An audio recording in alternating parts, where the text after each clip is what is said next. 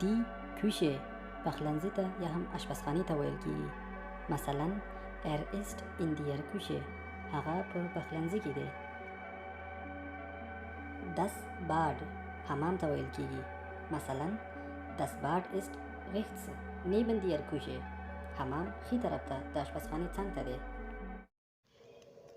د شریټي پلوس نوی A11 کتاب د درسونو په دوام په یوه بله نوې ویډیو کې تاسو ټولو ته ښه راغلاست وایم.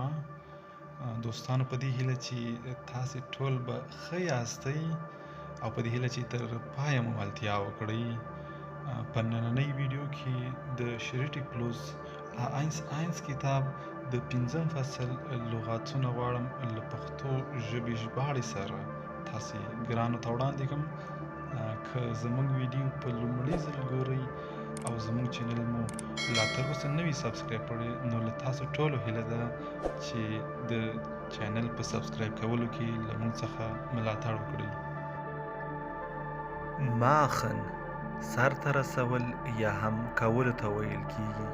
مثلا was machst du am Wochenende؟ ته د هفتې په آخر کې یا هم شنبه او یک شنبه کې څه کوي؟ پریزنټاسیون وړاندې کولو یا هم تشریح کولو ته ویل کیږي. د مثال په توګه die Präsentation dauert eine halbe Stunde. دا درسي تشریح نیم ساعت وخت نیسي. Frühstücken سهار چای څښل یا هم سباناري کولو ته ویل کیږي. د مثال په توګه ich frühstücke immer im Büro. زه سباناري تل په دفتر کې کوم. Einkaufen سودا اخیستل یا هم خرید کولو ته ویل کیږي. د مثال په توګه ich muss noch für morgen einkaufen. زه باید د سبا لپاره هم سودا واخلم. کوخن پخلی یا هم پخولو ته ویل کیږي. د مثال په توګه ich habe keine Lust zu kochen.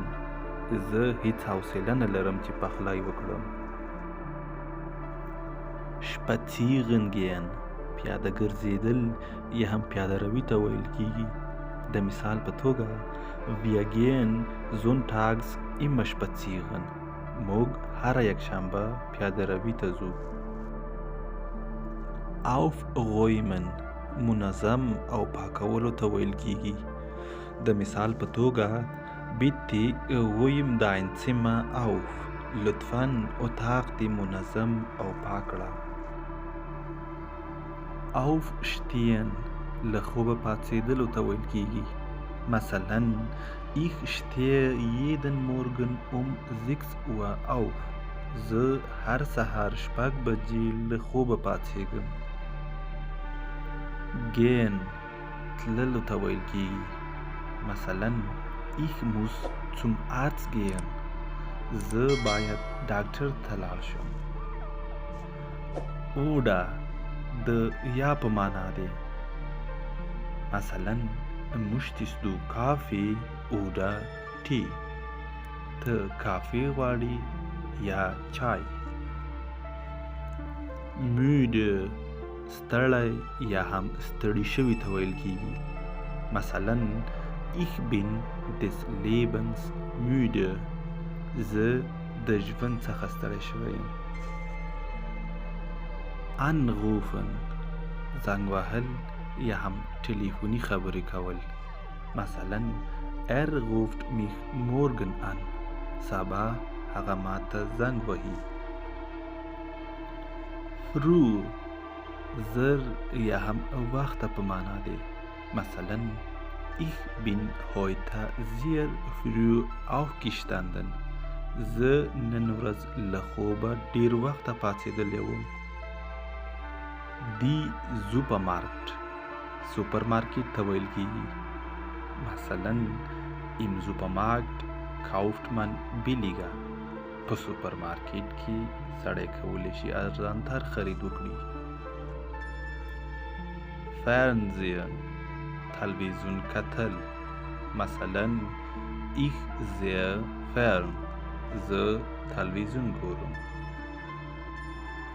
میټ د په یا هم سره په معنا دی.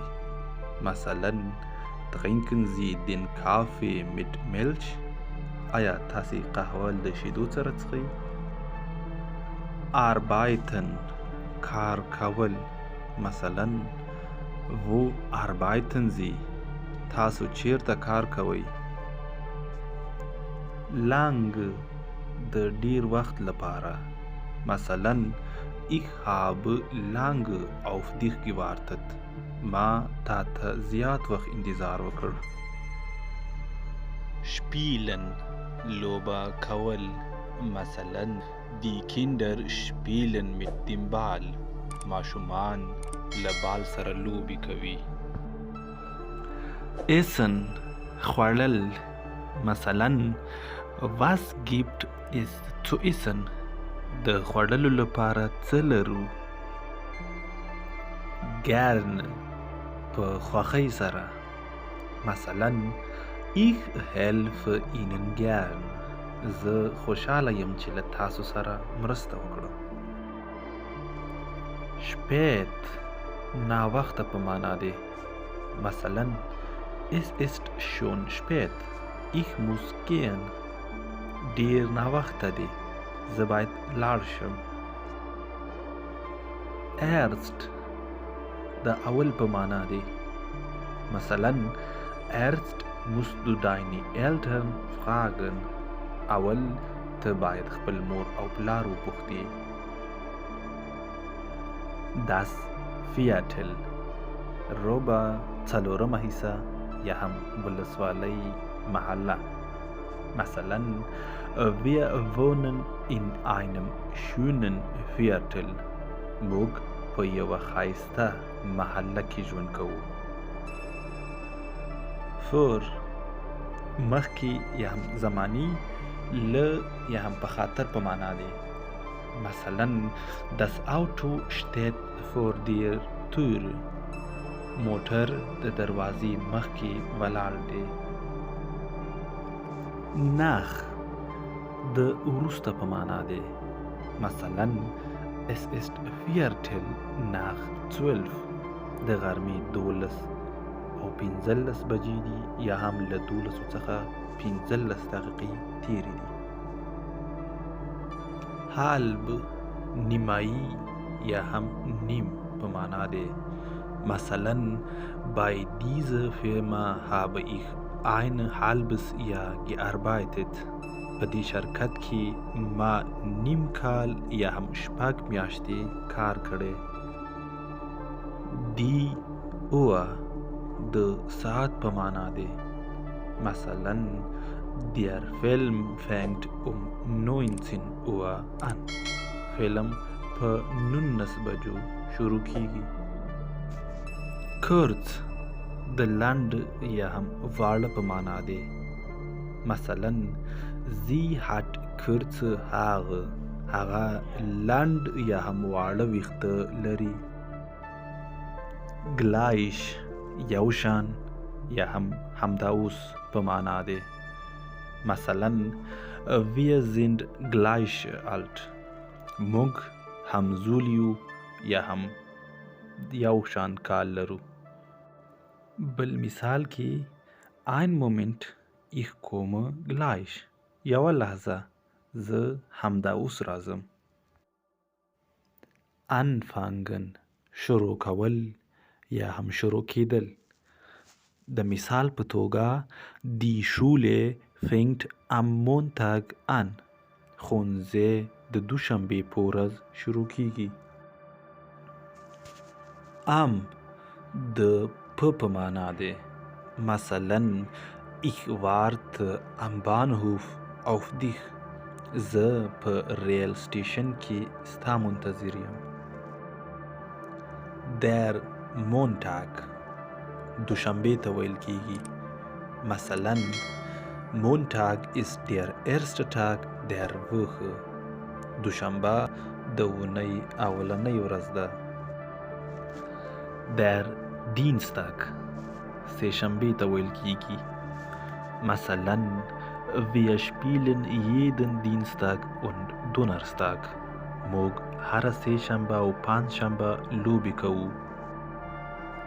Der Mittwoch چهارشنبې ته ویل کیږي. مثلا was machst du am Mittwoch؟ ته د چهارشنبې په ورځ څه کوي؟ Der Donnerstag پنجشنبې ته ویل کیږي. مثلا Donnerstag ist der 4. Tag der Arbeitswoche. پنجشنبه د کاري اونۍ څلورمه ورځ ده. Der Freitag جمعې ته ویل کیږي. مثلا wir treffen uns am Freitag. موږ د جمعې په ورځ سره وینو.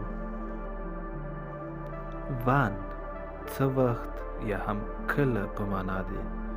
مثلا wann fängt der Deutschkurs an؟ د الماني ژبې کورس څه وخت شروع کیږي؟ Enden ختمېدل یا هم پای ته رسیدلو په معنا دی. مثلا das Fußballspiel endet um 10 Uhr. د فوټبال لوبه په 10 بجو پای ته رسیږي. Von bis له تر په معنا دی. مثلا Hast du das Buch von Anfang bis Ende gelesen؟ آیا تا کتاب له اوله تر اخره ولوست؟ Die Party پارټي یا هم میلمستیا ته ویل کیږي. مثلا heute Abend machen wir ein Party. نن ماښام موږ یوه پارټي نیسو. Die Zeit وخت ته ویل کیږي. مثلا Ich habe heute keine Zeit. زه نن ورځ هیڅ وخت نه لرم. Der Fußball فوټبال ته ویل کیږي. مثلا Fußball ist bei uns die beliebteste Sportart. فوټبال زموږ لپاره یو محبوب ترینه ورزش دی. Die Hausaufgabe کورنۍ دندې ته ویل کیږي. مثلا kannst du mir bei Hausaufgaben helfen؟ آیا ته له ما سره په کورنۍ دنده کې مرسته کولی شي؟ Schlafen ویده کیدلو ته ویل کیږي. مثلا ich schlafe meistens 8 Stunden. زه اکثره 8 ساعته خوب کوم. Das Wochenende د اونۍ پای یا هم شنبه او یک شنبې ته ویل کیږي. مثلا am Wochenende sind wir selten zu Hause. د اونۍ په پای کې موږ ډیر کم په کور کې یو. Next نږدې ترین یا هم راتلونکي ته ویل کیږي. مثلا wann fährt der nächste Zug nach Frankfurt؟ راتلونکی ټرین فرانکفورت څه وخت حرکت کوي؟ Der Mittag غرمې ته ویل کیږي. مثلا ist bis Mittag im Büro. هغه تر غرمې پورې په دفتر کې وي. Der Morgen سهار ته ویل کیږي. مثلا ich stehe jeden Morgen um 7 Uhr auf. زه هر سهار په 7 بجو له خوبه پاڅېږم. Der Abend ماښام ته ویل کیږي. مثلا ich rufe dich am Abend an.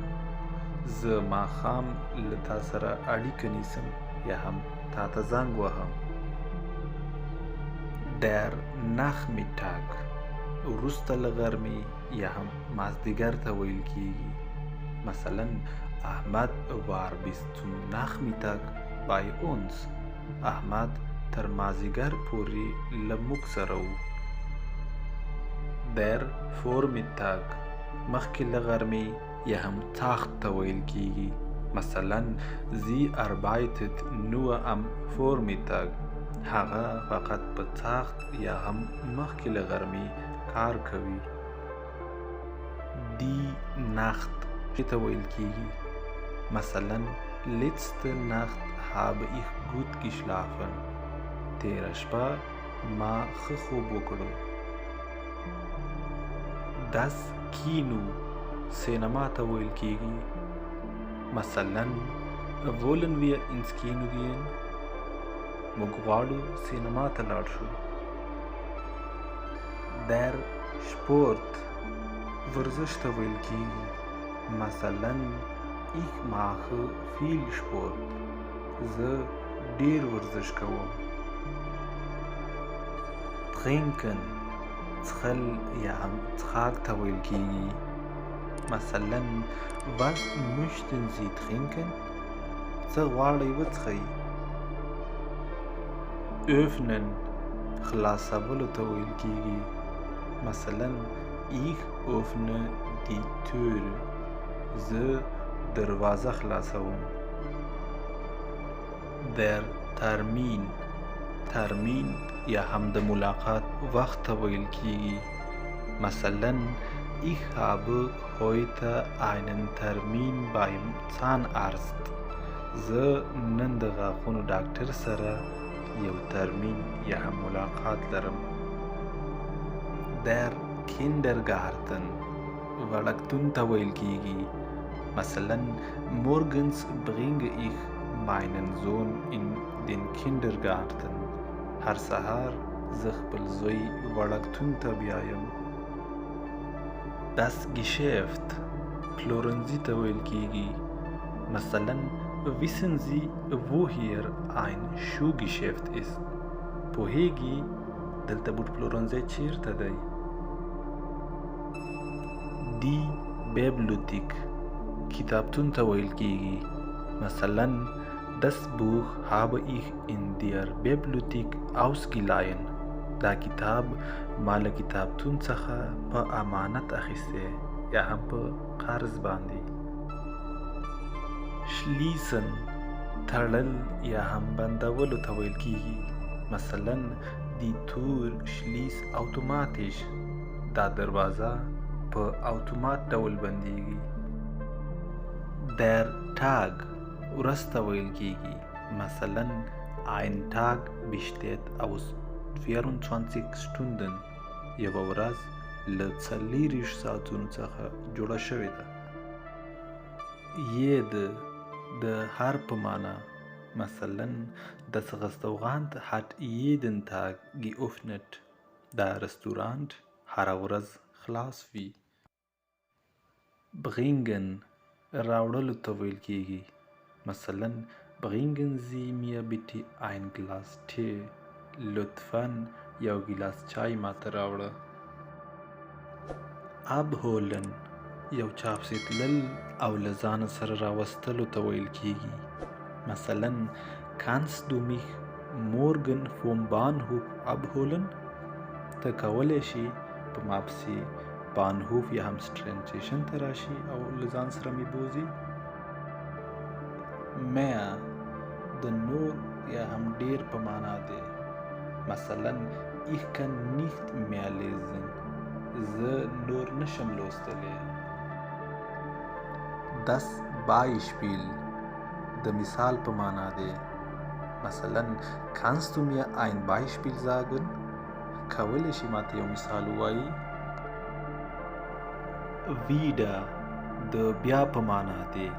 مثلا wieder stehst du in der Tür. ته بیا د دروازې مخکې یا هم په دروازه کې ولاړ یې.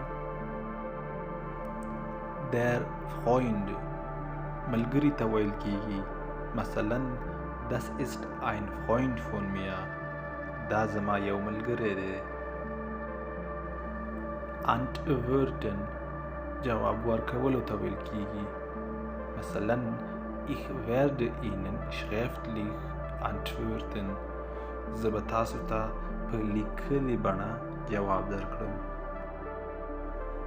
total یعنی ټول یا هم کاملا په معنا دی. مثلا der Film war total langweilig. دا فلم کاملا یا هم ټول ستړی کوونکی و. hören اوریدلو ته ویل کیږي. مثلا ich höre jeden Tag die Nachrichten. زه هره ورځ خبرونه اورم. زموږ ویډیو هم پر همدې ځای پای ته رسیږي. له تاسو ټولو دوستانو نه نړۍ مننه چې زموږ ویډیو مو تر اخره وکتله. په دې هیله چې ویډیو مو خوښه شوې وي. دوستانو که زموږ د یوټیوب چینل مو لا تر اوسه نه وي سبسکرایب کړی نو له تاسو څخه هیله ده چې زموږ یوټیوب درسره هم سبسکرایب کړئ او له خپلو ملګرو سره یې هم شریک کړئ. تر بیا ښې چارې